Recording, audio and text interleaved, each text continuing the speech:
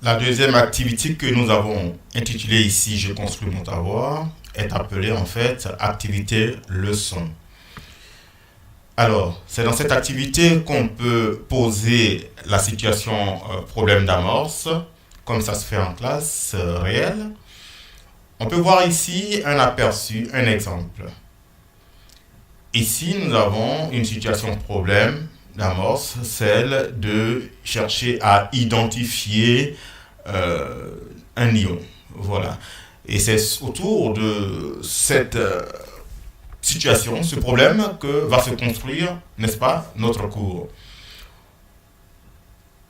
On va voir un aperçu. Lorsque vous cliquez, on va vous demander, là c'est pour justement, lorsque c'est actif, pour jouer, n'est-ce pas, le cours, pour faire passer le cours. On va dire non pour que tout commence depuis le début. Alors, notre situation problème. À la recherche de lions perdus. Votre texte de situation problème se rédige ici.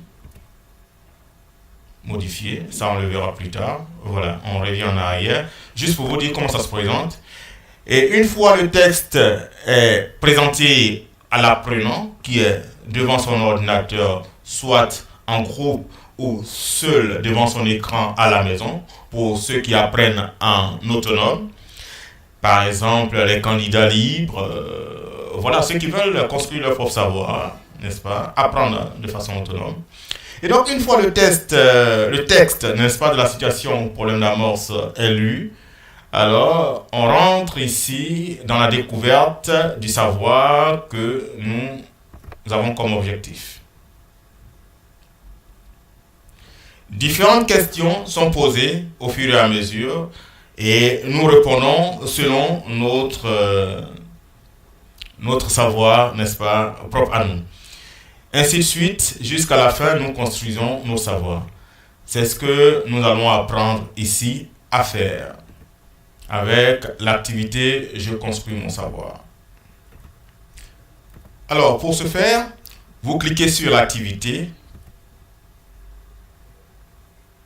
Cette page s'affiche.